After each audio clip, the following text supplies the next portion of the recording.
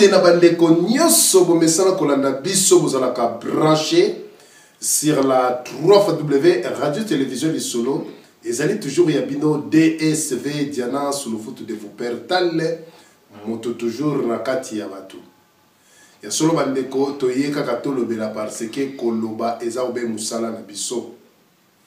Bandeko bolandaki lobby na stade de martyr. Esika oyo babengisaki bana na nzambe nyoso tu.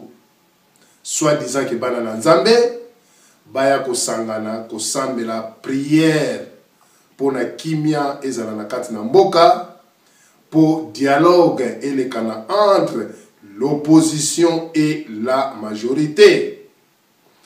Première motuna na kotuna bandeko oyo bazwaki initiative wana tango bazali koboma batu na ba mboka na biso na région ya Kivu na ba région nyonso tu batu wana uta manda ya monsieur Joseph Kabila basalaki ba prière te. Pourquoi kaka lelo to komi na fin ya manda ya monsieur Joseph Kabila batu bakomi il faut to prier pour na Congo, mais to zui tant de morts, tant de viols. Mais to moni ba pasteur mon côté ba lobaki ke to sambela pona Congo na biso ekoma kimia. Na ye ngai na ye pona koloba boye. Ba ebanso oyo ba kendaki ko sambela pona Congo ekoma kimia oyo ba pesi ba pasteur ba mbongo po ba benga ba fidèle na bango ba kota na stade de martyr. Ba la ke la mama be batu wana nyonso tu balakela mabe pona Congo ya lobi de génération en génération balakela mabe bazala maudit. Maudit toi l'homme qui se confie à l'homme parce que bozui bambongo bobengi peuple bosambela pona paix.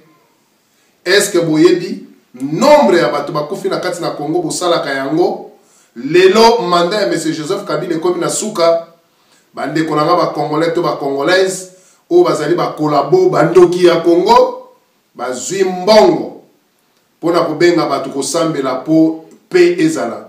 Nzambe akoyoka ka prière ya mosumu kite, nzambe akoyoka ka prière ya zabolote yango comme Dieu est juste nde bomoni oyo wana ezali mbula teme ezali mbula oyo beti pona ko maudire ba pasteur ya lokuta bandimi ya lokuta oyo nyonso bakendaki ko sambela soit disant que pe ekota, mais ce sont des collabos mbula wana beti pona ko maudire bango ba nyonso tu bazalaki na stade de martyr oyo bazwi matanga ya mbula wana bazala maudit parce que peuple azali ko souffrir bato wana baye ko connaître nango kaka sikoyo baye ko senga pe.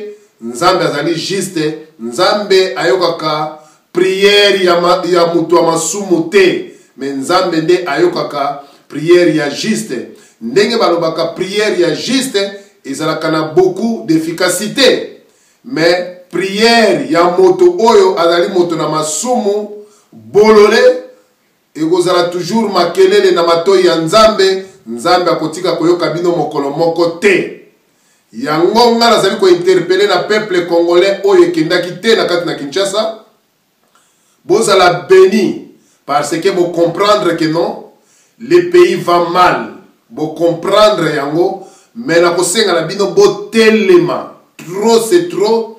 Monsieur Joseph Kabila doit partir to lembi système wana to lembi système ya gouvernance wana trop c'est trop. Opposition vous allez toujours unis, bas combattants vous allez toujours unis, mais l'élo tokotia système mususu na niveau ya Europe.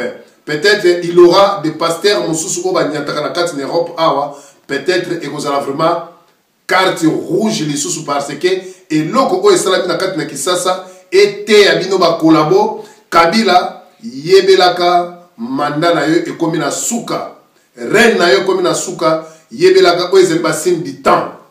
Ce qui est mutu makasi kanda na nzambe ekozwayo de génération à génération oyo mbula wane betaki ezalaki pona kolakisa ke non ba signe de temps yebelaka manda na yo, yebelaka tangu na yo.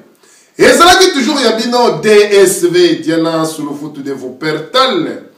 Moto toujours na kati ya bato ndela tiki bino bana na nzambe o bakendaki te ba pambwama oyo bakendaki bazala modi bana ya satan ya zabolo bato oyo ba se confiaka na mutu pona ba mieti ya mbongo nde suka na bino ezali lifelo ba zabolo ya Congo bandoki bye bye.